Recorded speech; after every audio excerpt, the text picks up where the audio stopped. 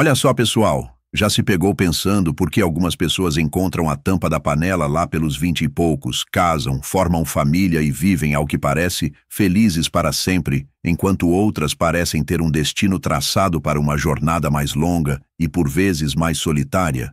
Quem sabe você já passou dos 40 e aquela vozinha traiçoeira insiste em sussurrar que já deu seu prazo de validade, que o tempo do amor ficou para trás, que talvez seja melhor se contentar com a solidão ou com aqueles relacionamentos que não tocam a alma nem a pau. Mas e se eu te dissesse que existe um plano maior operando na sua vida? Uma teia invisível, onde algumas das mais belas histórias de amor despontam justamente quando o mundo insiste em dizer que é tarde demais. Carl Jung, um verdadeiro mago da mente, escreveu uma vez: seu próprio caminho começa apenas depois da solidão.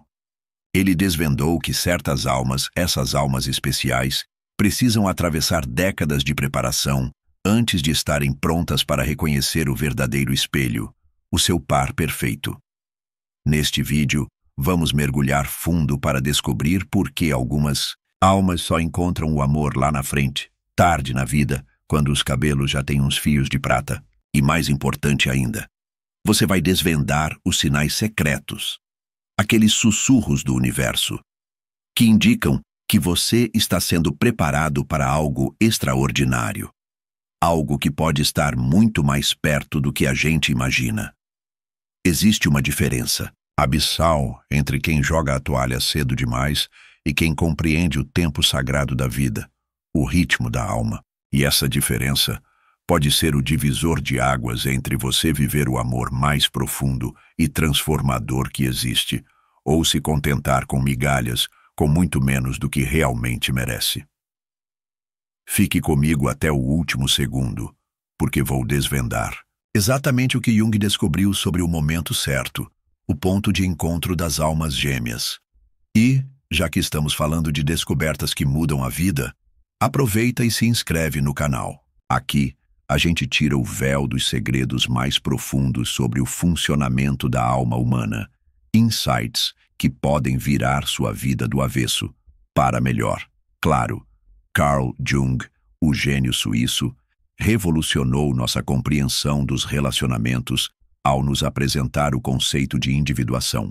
Pense nisso como uma grande jornada, um caminho pelo qual nos tornamos verdadeiramente nós mesmos, unindo todas as partes fragmentadas da nossa psique em um mosaico coerente, um todo completo.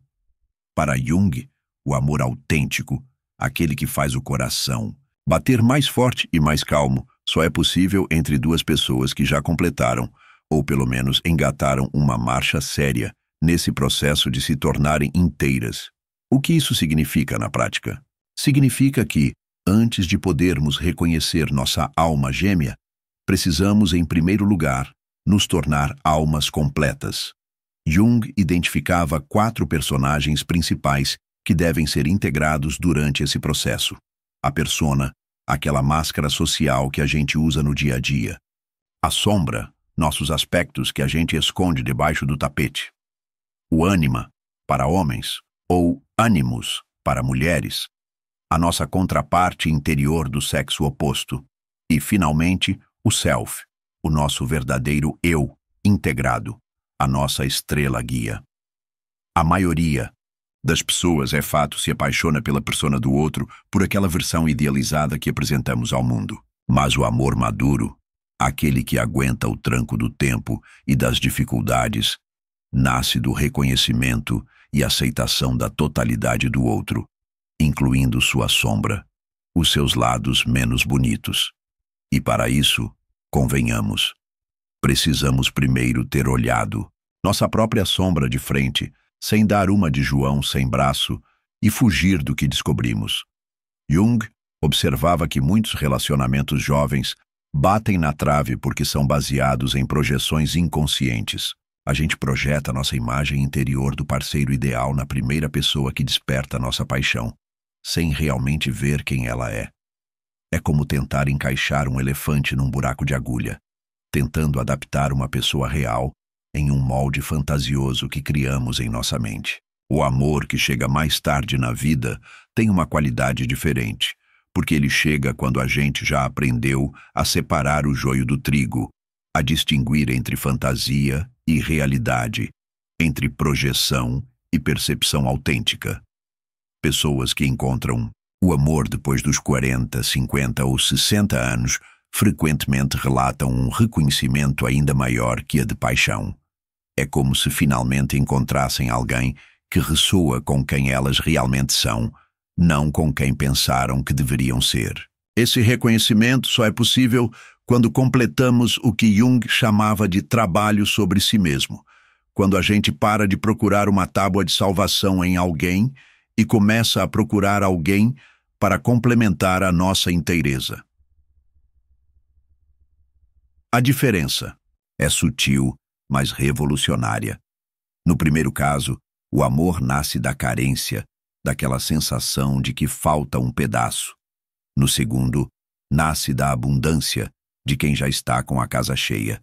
Jung também entendia que certas almas têm contratos kármicos mais complexos, que exigem uma preparação maior antes do encontro definitivo.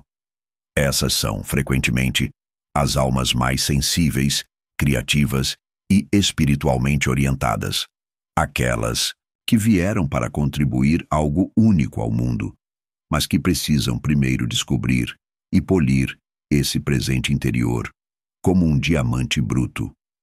O amor que chega tarde, muitas vezes, tem uma qualidade transcendente, porque ambos os parceiros já fizeram o trabalho pessoal necessário. Eles se encontram não como duas metades procurando completude, mas como duas inteirezas celebrando a possibilidade de criar algo ainda maior juntos, algo que faz o chão tremer.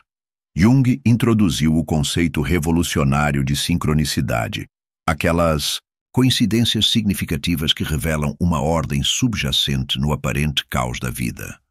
Para Jung, não existe encontro à toa, nada é por acaso. Cada pessoa que cruza nosso caminho traz uma mensagem ou lição específica, e quando se trata do amor verdadeiro, o timing nunca é acidental. É como se o universo tivesse um cronograma particular. Existe uma diferença fundamental entre Cronos e Kairos, conceitos que Jung adaptou da filosofia grega para sua psicologia. Cronos é o tempo linear, mecânico, aquele medido pelos relógios e calendários. É o tempo que nos deixa roendo as unhas, fazendo-nos sentir atrasados quando ainda não encontramos o amor aos 30 ou 40 anos, como se o trem já tivesse partido. Kairos, por outro lado, é o tempo divino, qualitativo, do momento perfeito, quando tudo se alinha para que algo significativo aconteça. O amor tardio opera no tempo de Kairos, não de Cronos. Ele chega quando sua alma está pronta para recebê-lo, não quando sua mente acredita que deveria chegá-lo. Jung observa que as pessoas mais evoluídas espiritualmente frequentemente experimentam os eventos mais importantes de suas vidas em Kairos, momentos de sincronicidade perfeita que revelam a inteligência subjacente do universo, uma força que move as engrenagens da vida. Pense nas histórias que você conhece de amor tardio. Frequentemente envolvem coincidências de cair o queixo. Duas pessoas que se encontram depois de décadas, descobrindo que sempre estiveram conectadas de formas invisíveis, como fios de seda que se entrelaçam. Ou alguém que no dia em que finalmente faz as pazes com a solidão, encontra a pessoa com quem vai passar o resto da vida num piscar de olhos. A espera não é uma punição cósmica, mas um cuidado cósmico. Durante os anos que antecedem o grande encontro, a vida está secretamente nos preparando. Cada desilusão amorosa nos ensina algo sobre o que realmente queremos. Cada período de solidão nos força a desenvolver uma relação mais profunda conosco mesmos. Cada pessoa que não deu certo nos aproxima da clareza sobre quem realmente é compatível com nossa essência, como um ímã que busca seu par. Jung acreditava que a alma tem seus próprios cronogramas, independentes de pressões sociais ou expectativas familiares. Algumas almas precisam de mais tempo para amadurecer porque vieram para crescer mais. É como comparar uma rosa com um carvalho. Ambos são belos, mas têm tempos de crescimento completamente diferentes, cada um no seu compasso. O tempo divino também honra o fato de que algumas lições só podem ser aprendidas na solidão. A capacidade de estar genuinamente bem consigo mesmo, de encontrar propósito e alegria, independentemente de um parceiro romântico, é uma conquista espiritual que muitas pessoas nunca alcançam.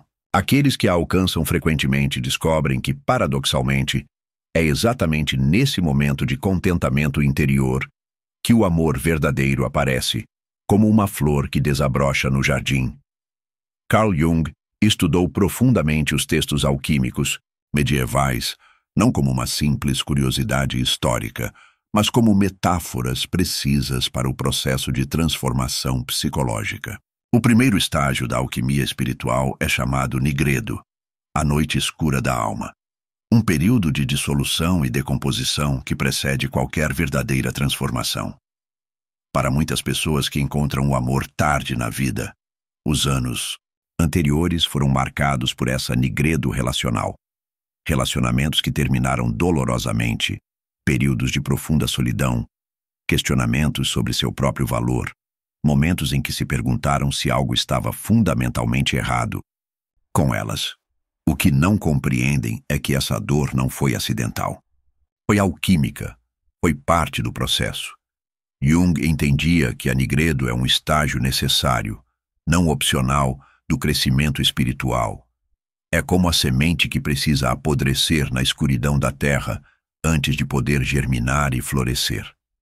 Durante esse período, o ego, com suas ilusões e expectativas limitadas, precisa morrer para que algo mais autêntico possa nascer, como uma fênix renascendo das cinzas. Nos relacionamentos, a nigredo frequentemente se manifesta como uma série de desilusões que gradualmente destroem nossas fantasias românticas e imaturas. Talvez você tenha se apaixonado por pessoas emocionalmente indisponíveis, repetindo padrões inconscientes que vinham da infância. Ou tenha tentado enfiar goela abaixo relacionamentos que não tinham base real, aprendendo dolorosamente que a vontade sozinha não cria compatibilidade.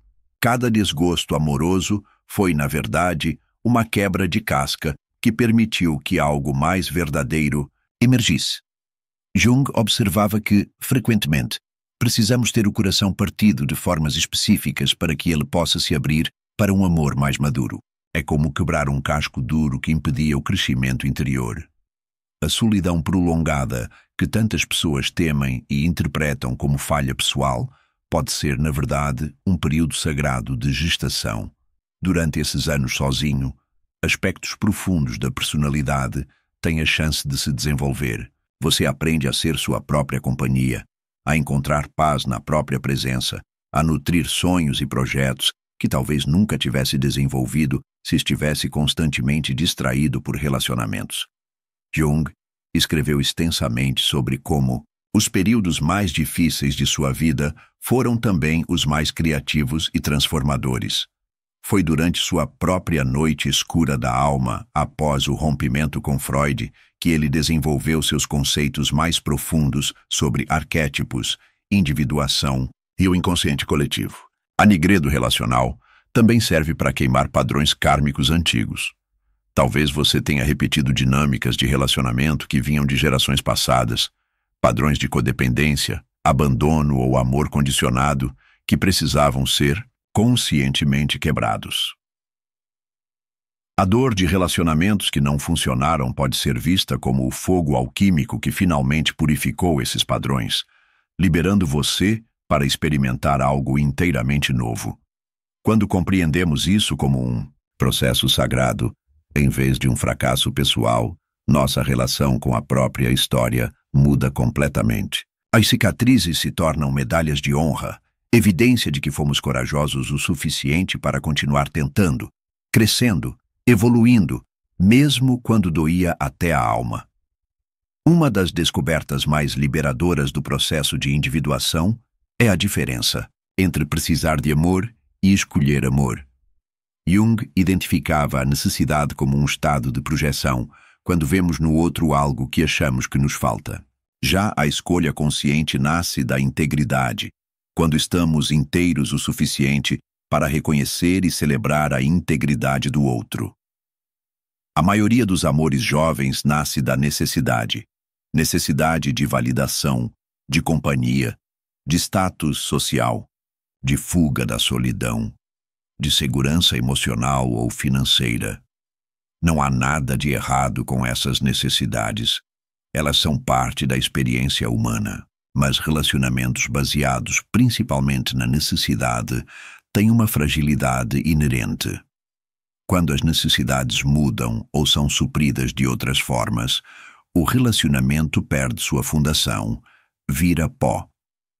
O amor tardio, frequentemente, tem uma qualidade diferente porque chega quando já desenvolvemos o que Jung chamava de autocontenção. A capacidade de conter nossa própria vida emocional sem precisar que outros a validem constantemente. Isso não significa se tornar frio ou independente demais, mas sim desenvolver uma estabilidade interior que permita amar por escolha genuína, não por vazio emocional. Quando você se basta, o amor se torna uma celebração, não uma compensação. Você pode apreciar a pessoa pelo que ela é, não pelo que ela pode fazer por você.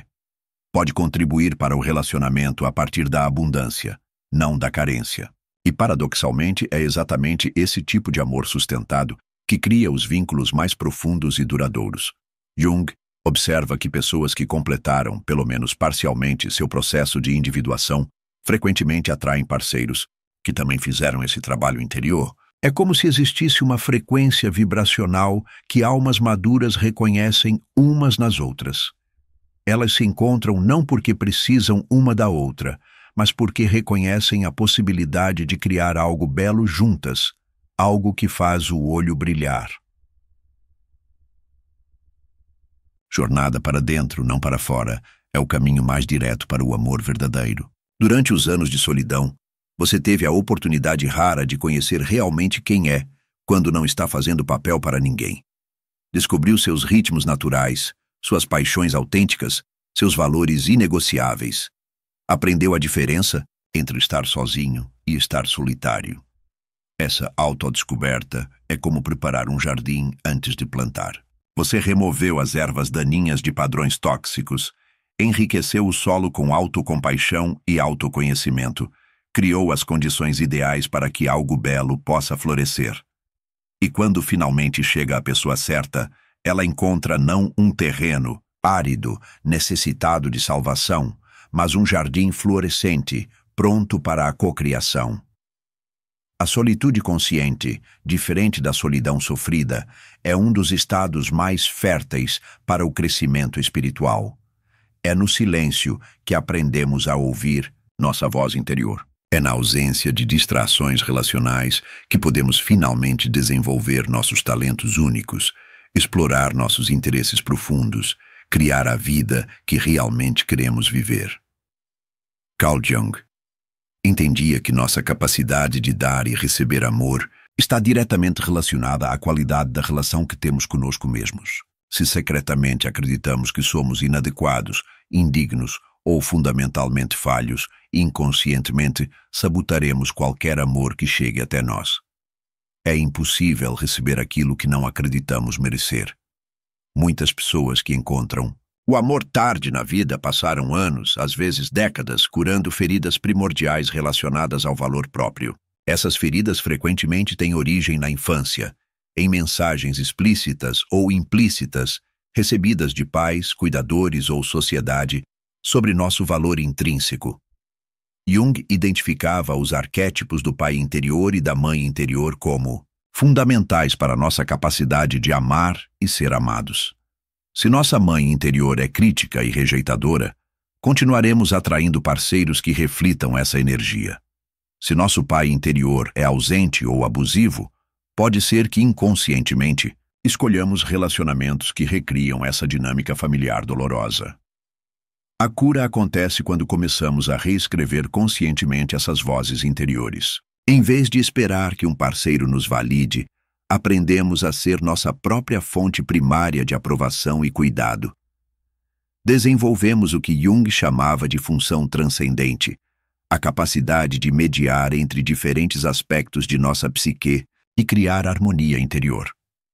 Esse processo frequentemente inclui lamentar o amor que não recebemos quando crianças, a validação que esperávamos dos outros, os anos que perdemos acreditando que não éramos dignos de amor. É um luto necessário que limpa espaço para novas possibilidades. Muitas pessoas resistem a esse trabalho interior porque parece egoísta ou indulgente. Preferem se manter ocupadas buscando o amor fora, sem perceber que estão tentando encher um balde furado. Jung insistia que o trabalho sobre si mesmo não é narcisismo, mas responsabilidade espiritual.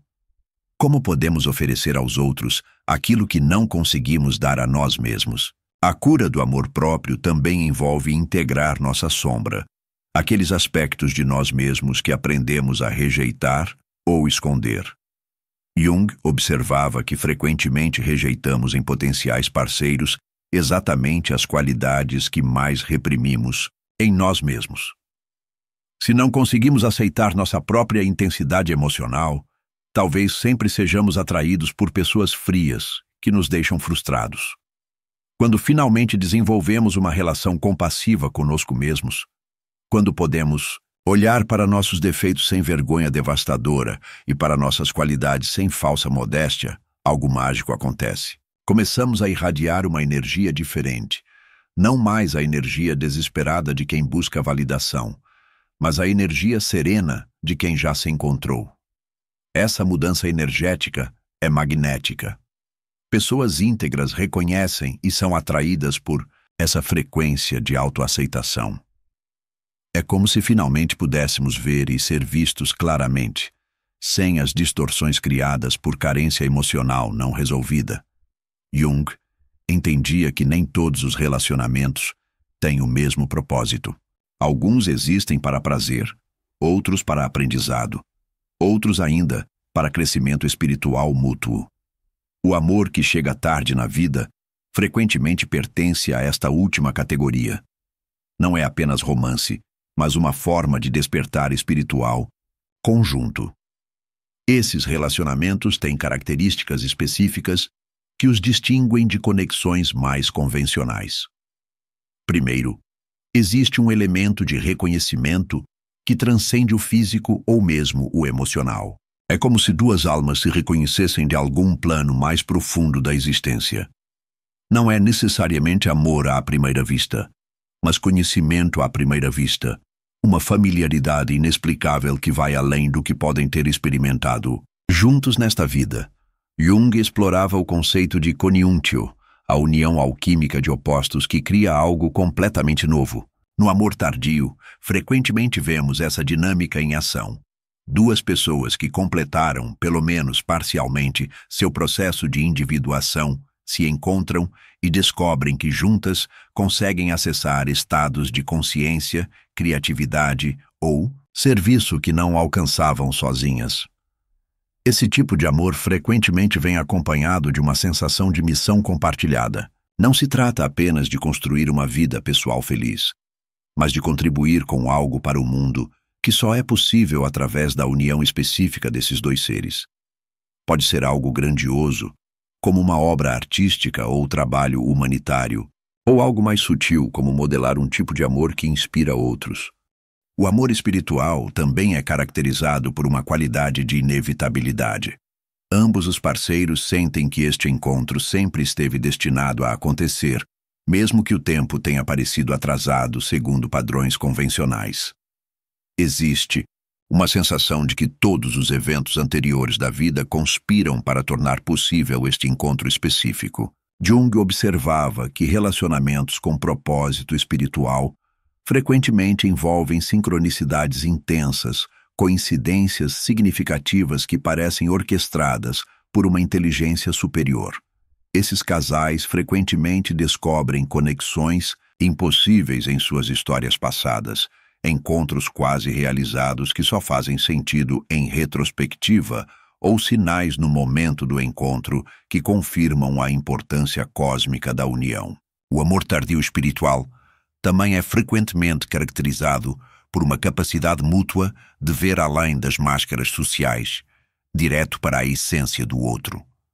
Existe uma intimidade imediata que não depende de tempo de convivência, mas de uma ressonância alma a alma que permite vulnerabilidade autêntica desde o início.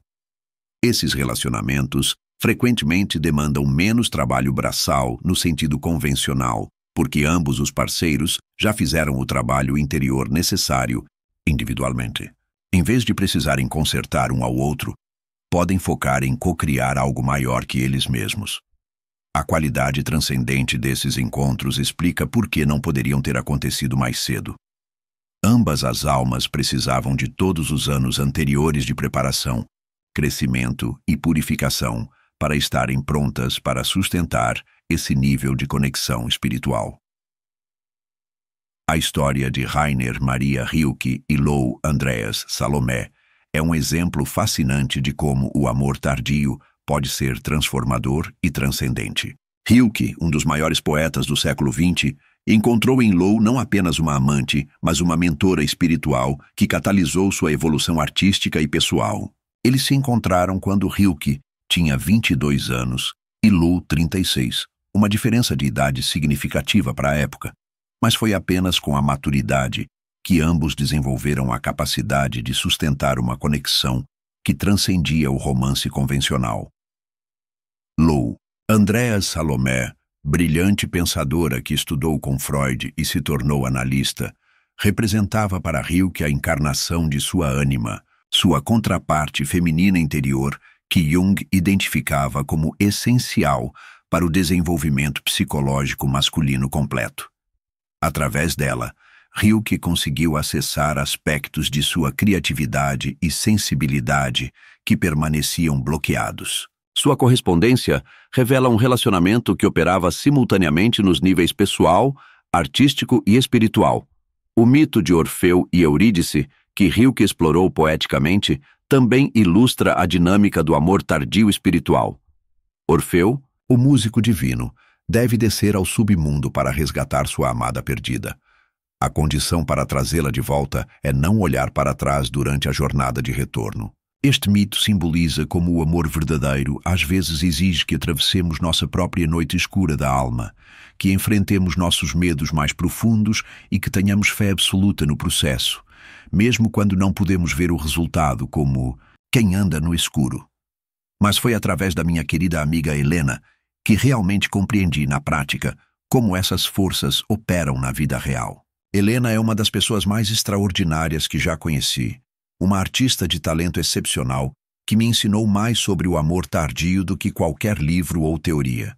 Aos 52 anos, ela havia se resignado a uma vida de celibato criativo, completamente dedicada ao desenvolvimento de sua arte e à cura profunda de traumas familiares que carregava desde a infância.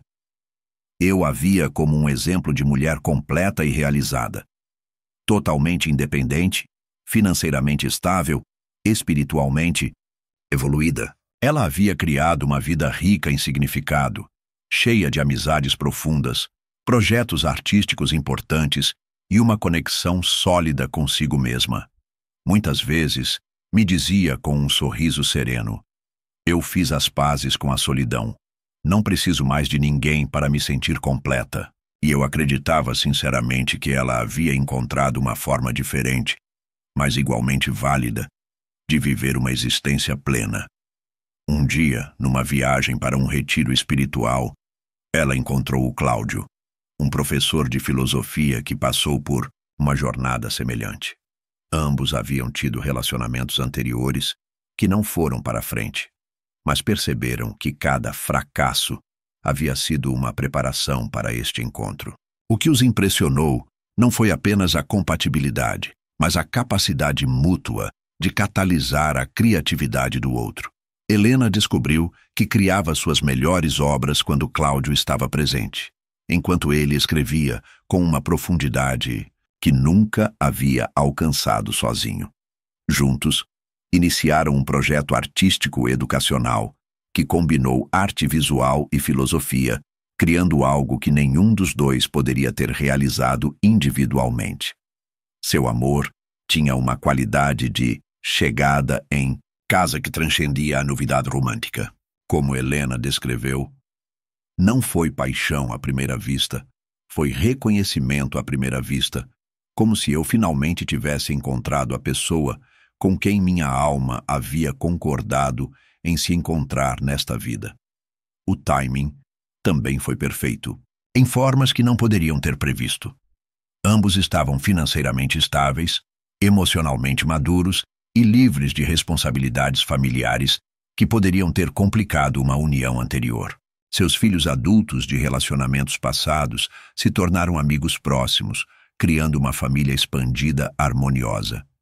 Esses exemplos ilustram como o amor tardio frequentemente tem uma qualidade de conclusão, não no sentido de fim, mas de completação.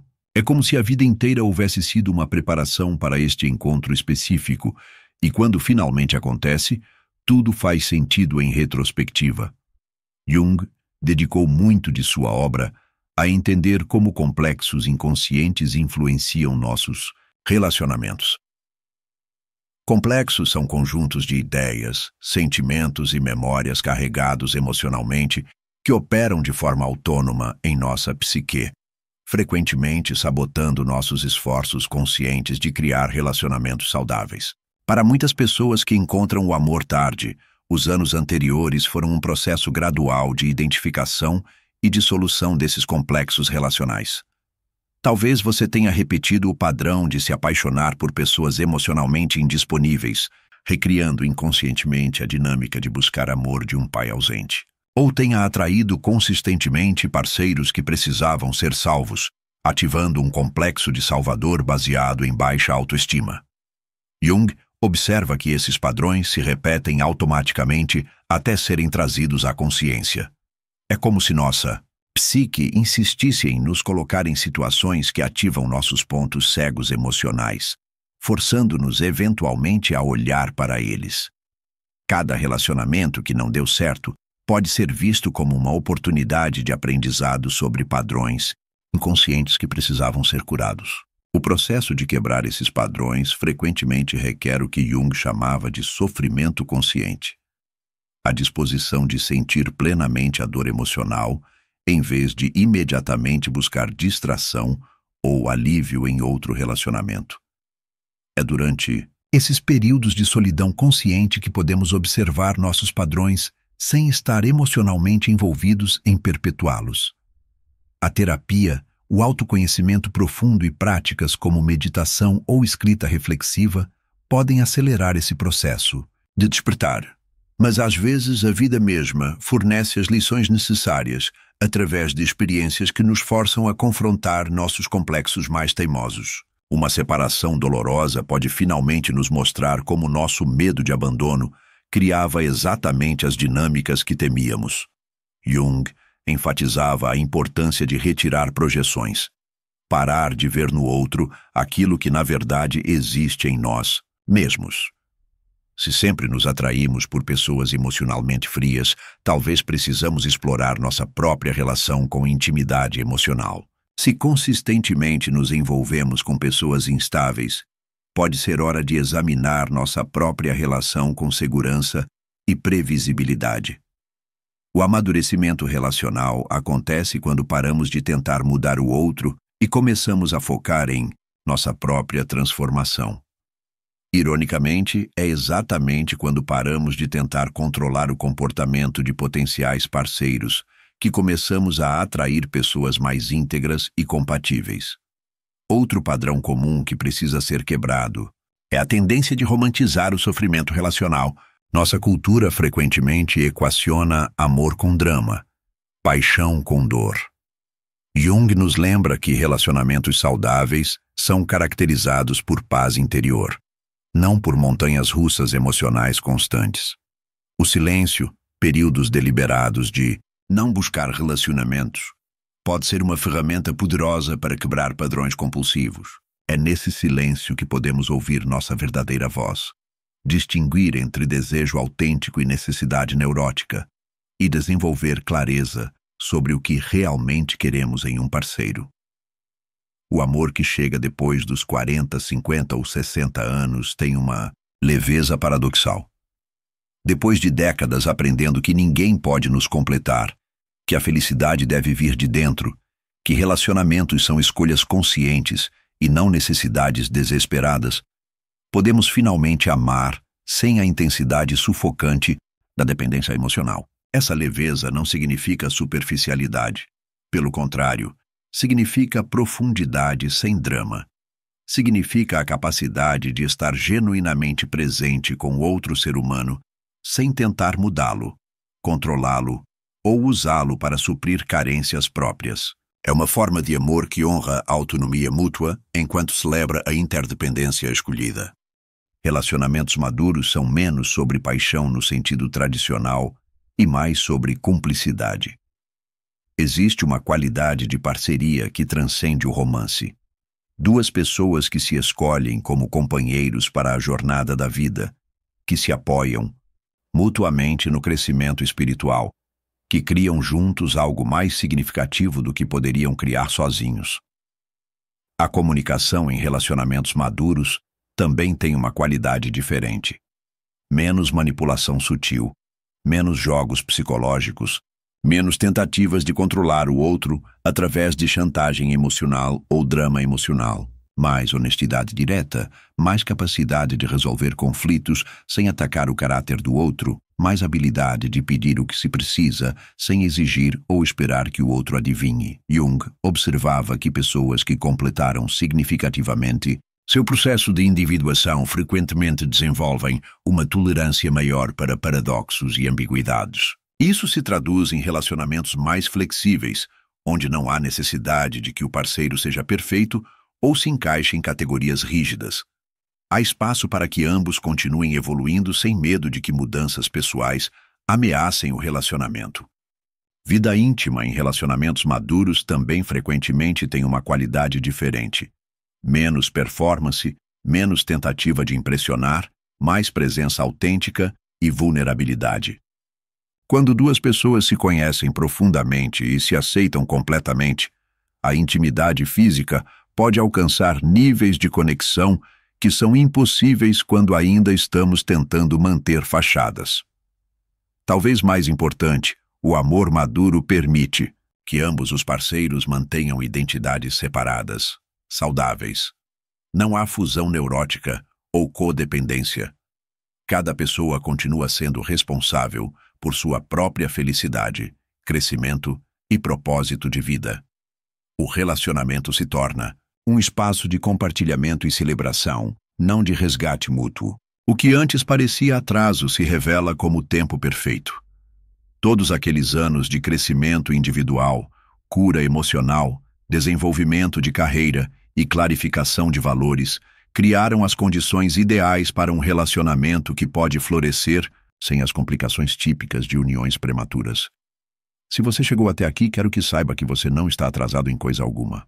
Cada ano que passou solteiro, cada relacionamento que não vingou, cada momento de solidão que o fez questionar seu valor, tudo isso foi preparação sagrada para o amor que está por vir ou que talvez já tenha chegado e você esteja apenas começando a reconhecer sua verdadeira natureza.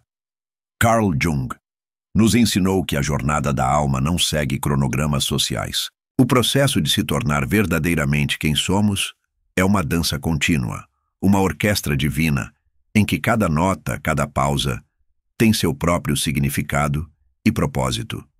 Se esta mensagem ressoou com você, se ela acendeu uma luz aí dentro, então, não guarde para si. Deixe seu like para que este conteúdo chegue a mais corações e se inscreva no canal para não perder os próximos vídeos que vão te dar o que pensar e, quem sabe, virar sua chave. A gente se vê por aqui.